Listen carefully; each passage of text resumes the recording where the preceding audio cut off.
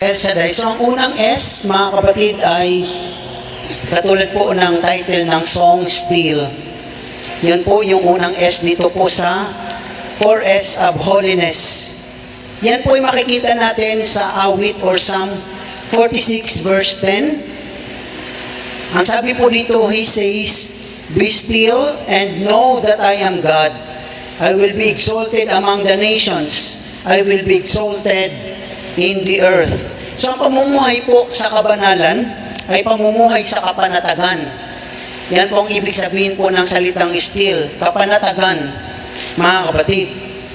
Ang pamumuhay sa kapanatagan ayon dito sa ating binasa ay napaka-importante. Sapagkat sabi dito, be still and know that I am God. So if we will be still, then we will know God. Ang isang paraan po para makilala natin ang Diyos ay kung papanatag tayo. Mga kapatid, ano po?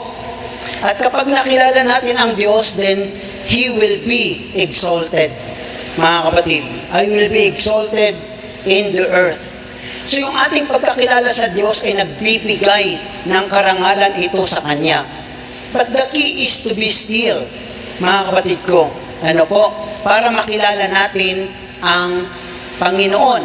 So ang isang sa kabaliktaran nito, nagiging kabiguan sa atin na makilala ang Diyos kung tayo po ay malikot. Mga kapatid, you know what I mean? Hindi po yung physical na malikot, kundi, for example, lagi tayo nababalisa, lagi tayo natatakot, lagi tayo nag-aalala, lagi tayong pumapayag na tayo po ay nasa hopeless situation. That is not how to be still. Mga kapatid, kumbaga yun ay spiritual na kalikutan na kung saan ay magiging dahilan para hindi natin malaman na may Diyos. Ang isang paraan dito, this verse could be translated, be still and know that I am God. Ipanatag mo, pumanatag ka at makikilala mo na may Diyos. Mga kapatid, so, malalaman mo na may Diyos pag pumanatag ka. So, ang isang halimbawa po nito ay ang mga Israelita nung sila po ay makaalis na sa Egypt, sila po ay dumating doon sa Red Sea. Mga kapatid, ano po? Yung dagat ng mga tambo, hindi yung dagat na pula, kundi dagat ng mga tambo kung tawagin. Ano po? At nasa likod nila ang mga Ehipsyo kasi gusto silang ibalik. So ang mga Ehipsyo ang mga Israelites ay nagpanik. Pero ang sabi ni Moises doon sa Exodus 14 verse 14, the Lord will fight for you, you need only to be still. Ang Diyos ang lalaban para sa inyo, pero ang kailangan nyo ay pumanatag. If you will not be still, then God will not fight for you. Then you will never know God. Hindi mo malalamang may Diyos sa buhay mo kung hindi ka papanatag, mga kapatid. So para malaman nating may Diyos, kinakailangan pumanatag tayo. Worrying is not really advisable. In fact, pag binasa natin sa Matthew chapter 6, it is a command given by Jesus Christ not to worry. So worry is a sin. Ang pag-aalala at pagkabalisa ay kasalanan. Mga kapatid, ano po? Yung pagpapanik, kasalanan po yan. Yung tayo natatakot, kasalanan po yan. Tingnan nyo po, pag tayo po ay nababalisa, nagpapanik tayo, natatakot tayo, natataranta tayo, nawawalan tayo ng pag-asa, hindi natin nararanasan ang Diyos sa buhay natin. Mga kapatid, kasi nga hindi siya kikilos kung ganoon ang ating attitude at behavior. If you want to know that God is real in your life, then you need to be still. Ako pong isang natutunan ko sa buhay, kasi tayo po talaga hindi tayo na exempted sa mga problema. Kapag may problema po, kapag may lumutang na negative situation, ang agad iniisip ko is the possible solution. Hindi ko ginugugol ang isip ko sa pag-iisip sa problemang ito kasi alam kong hindi makakasolve yun. Ang isip ko agad ay tumatakbo, umaandar ano ang solusyon. what is the possible solution.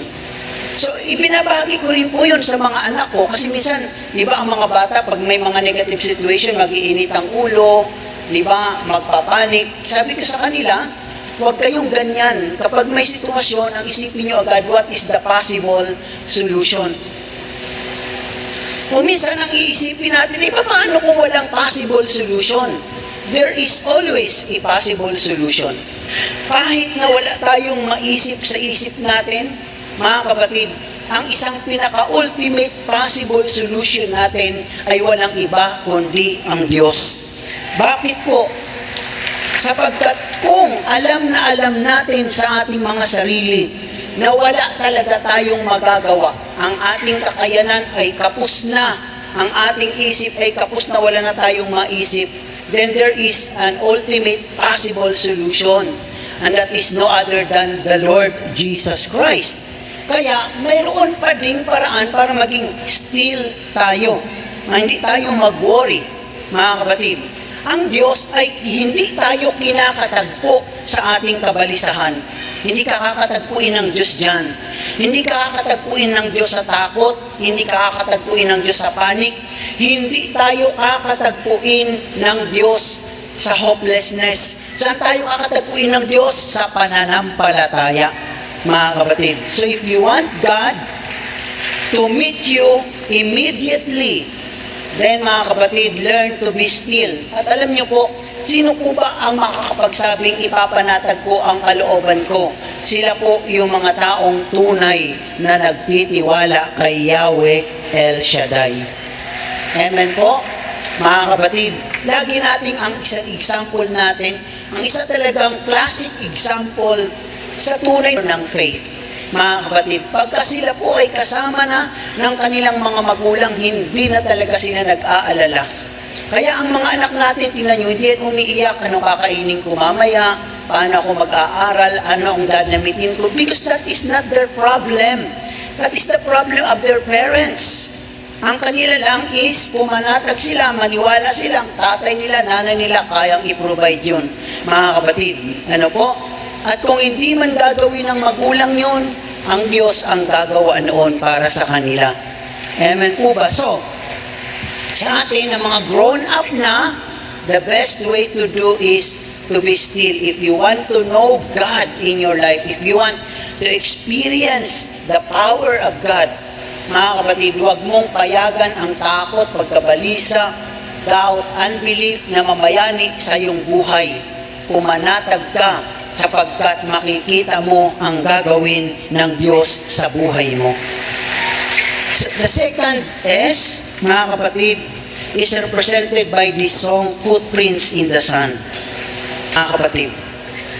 So, yan po ay makikita natin sa Psalms 139 verse 17 to 18. How precious to me are your thoughts, God. How vast is the sum of them. Were I to count them, they would outnumber the grains of sand. When I awake, I am still with you.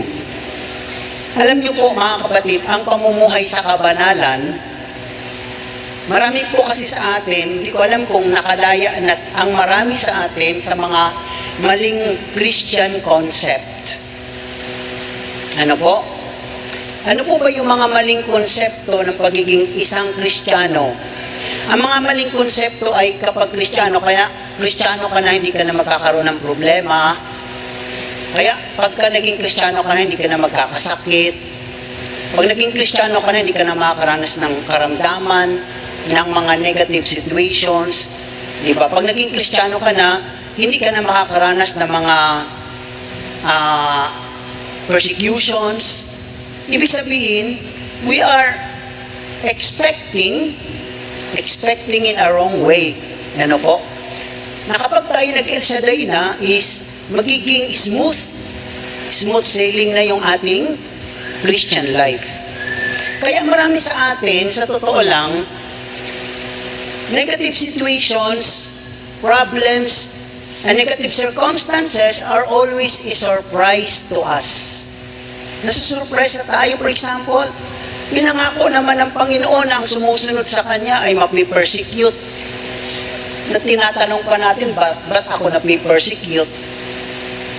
Pinangako naman ng Panginoon na ang mga sumusunod sa Kanya ay magkakaroon pa rin ng mga pagsubok. So nagtatanong pa tayo, bakit ako mayroong pagsubok? Mga kapatid, bakit po tayo nagkakaganon?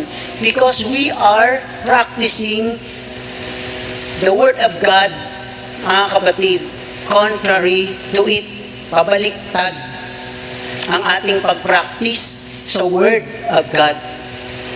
Tingnan niyo po dito sa binasa natin, ang sabi nitong sumulat ng awit ay napakasarap ng inyong iniisip sa akin, O Diyos. Sabi niya, napakadami ng iyong magandang iniisip sa akin. Kung bibilangin ko to, yung iniisip niyong maganda para sa akin, ay mas marami pa kaysa sa buhangin. Mga kapatid, yun ang sabi dyan sa English, ano? Were I to count them, they would outnumber the grains of sand. Kaya ba nating bilangin ang buhangin? Hindi. So, mas marami pa doon ang magagandang iniisip sa atin ng Diyos. Di ba? Maging yung song na yun, Footprints in the Sand, tingnan nyo. Kasi nga, sa pamumuhay sa maling konsepto ng pamumuhay sa kabanalan, sa pamumuhay bilang isang Kristiyano, ganun lagi ang nasa isip na, ba't ko nararanasan to? Di ba? Ba't ko nararanasan to? Tingnan nyo po ang tamang konsepto ng tamang Christian concept, mga kapatid, ang pamumuhay sa tamang konsepto bilang Kristiyano. Kapag binasa po natin ang aklat ng mga gawa, ang mga alagad, pinersecute sila, grabe yung persecution, pinapahagupit sila, pinapakulong sila. Ewan ko, kung nagbabasa po kayo ng Bible, naiintindihan nyo agad ako, alam nyo na makalaya sila, nagdiriwang sila. Alam nyo kung saan sila nagdiriwang? Tuwang-tuwa sila kasi nakibahagi sila sa mga pagdurusa ng ating Panginoong Hesukristo. Mga kapatid. So, when it comes to sharing with God of what He has, it's not only sharing of the blessings, it's also sharing with the sufferings and the negative situation. Kasi naranasan din po yan ng Panginoon. For example, pag binasa natin ang sulat ni James, count it pure joy when you are suffering severe trials. Would you imagine that? Yung translation po ni J.B. Phillips sa James chapter 1, count severe trials as your friend. Mga kapatid, ibilang yung kaibigan nyo ang mga matitinding pagsubok. So, negative situations should not be our enemies. It should be our friends. At ang pamumuhay sa kabanalan, involved po yan. Bakit po? Tingnan nyo pang sabi sa kanta. Akala ko, Lord, mag-isa lang ako. Akala mo lang yun kasi namumuhay ka sa akala. Hindi ka namumuhay sa pananampalataya. Tingnan nyo po, ang mga taong namumuhay sa akala, walang katiyakan at walang akalang tama. Kaya pag namumuhay ka sa akala, hindi ka tatama, sasablay ka palagi. Kaya kung marami sa atin namumuhay tayo ng sablay, kasi namumuhay tayo sa akala. Ano po ba ang katiyakan, mga kapatid? Ang katiyakan po ay pananampalataya. Basahin yung Hebrews chapter 11 verse 1. Faith is the assurance. So we are assured if we are living by faith. Kapag namumuhay tayo sa akala, walang katiyakan doon. Ang pamumuhay sa pananampalataya, kahit may problema tayo, inisip natin, well, ito ang sitwasyon ko, pero may magandang gagawin ang Diyos sa buhay ko. Diba? Nasabihin ng iba, talagang udukan ka pa, sasabihin pa ng diablo sa'yo, paano kung mamatay ka? Di ba mas maganda? Nung kasagsagan ng pandemic, mayroon kaming kasama ang Christian na namatay. Tapos nakita kami ni Bishop Pacani dyan sa CDW, kasi pupunta siya para magmisa doon sa kasama naming Christian na namatay. So nagkwentuhan kami ng konti, ganyan. Natatawa si Bishop, sabi niya, alam mo, Sabi niya, nakakatawa tayong mga tao. Kahit tayong mga Kristyano nakakatawa. Sabi ko, bakit po, Bishop? Gustong-gusto nating makarating sa langit. Pag tinatanong tayo, sino gustong pumunta sa langit, magtataas tayo ng kamay. Pero pagka tinanong tayo, sino nang gustong mamatay? Walang magtataas ng kamay, ayaw ko pa. Kaya, sabi ni Bishop, nakakatawa tayo. Mga kapatid. So, kahit sabihin pa sa atin ng demonyo, paano kung mamatay ka?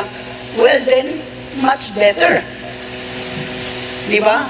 Kasi kung nagtitiwala tayo at namumuhay tayo sa kabanalan, kahit mamatay tayo, sa langit naman tayo diretso. Lahat po ng mga libro na nabasa ko tungkol sa mga taong naka-experience na makarating sa langit. Ang isang nabasa ko tungkol sa napaka-comprehensive na book about experiencing heaven, mga kapatid, ay yung My Time in Heaven, mga kapatid, 8 oras po siyang namatay, mga kapatid, at siya po ay nasa langit within that 8 hours. Nang mabuhay po siya dahil pinabalik siya ng Panginoon, nasa morgue na ang katawan niya. Nasa morgue na kasi declared na ng doktor na car accident siya, hindi na talaga mabubuhay. Pero nabuhay siya ulit kasi pinabalik siya ng Panginoon. Ang sabi ni Jesus, you are not done yet. Alam niyo, ang sabi niya, pag nakapunta ka daw sa langit, hindi mo na kailanman gugustuhin na bumalik dito sa lupa. Sabi niya. Kaya anong sinabi sa kanya ni Jesus, you will go back. You're not done yet. Alam niyo, nalungkot siya. Ang sabi naman ni Jesus sa kanya, there is no disobedience in heaven. Tayo naman, mga kapatid, kapag nakapunta ka daw sa langit, hindi mo nagugustuhin bumalik dito sa lupa. Tayo na mga nandito sa lupa, gusto natin pumunta sa langit, kaya lang, ayaw pa natin.